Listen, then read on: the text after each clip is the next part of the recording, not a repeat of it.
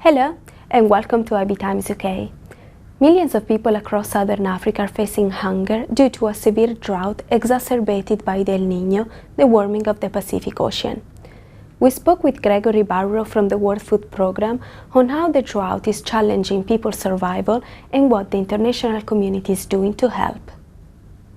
The countries that are worst affected are Zimbabwe, the island of Madagascar, Lesotho, and to a certain extent Malawi as well. But beyond that, other countries in the region, Zambia, the Democratic Republic of Congo, Angola are also affected. Overall, around 40 million people in that region are affected. But like a flood, some people are affected worse than others, and we think that around 14 million are particularly badly affected in those 3 or 4 countries that are really at the sharp end of this climatic effect. The section of the community that is probably worst affected by this is young children. There's a high prevalence of what we call stunting in this region. This is children who are too short and underweight for their age because they don't get access to the right kinds of nutritious food, and the nutrients within the food are really, really important. We anticipate that because of the food shortages, because of the high food prices that are a cause of this, an effect of this El Nino effect, many more children will face the possible effects of malnutrition. El Nino occurs every 2 to 7 years, and it can last from 9 months to 2 years. Countries where people mostly rely on agricultural practices for their survival suffer greatly due to the warming of the ocean. It's not possible to prevent the droughts. The droughts will come, and clearly the frequency of the droughts is increasing.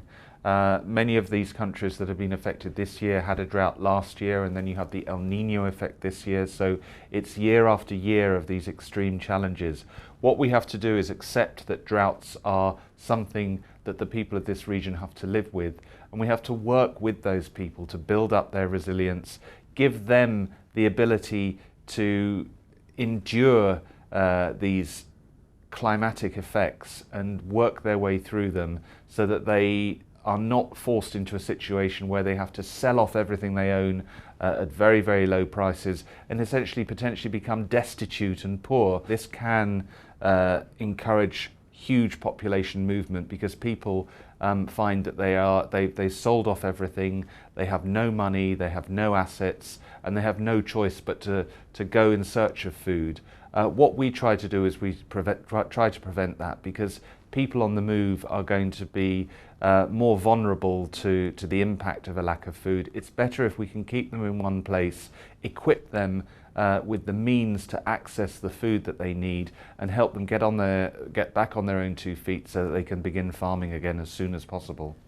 The international community helps by providing a lot of the funding that organisations like the World Food Programme need to feed all of these people, providing either food assistance in terms of actual food, or cash that they may need to buy food on the markets, because what little food is available on the markets is very, very expensive. We've seen white maize prices doubling during this season, and I think sort of working together with the support of the international community, we as the agencies on the ground can be much more effective in helping those people who are really on the front lines of this hunger.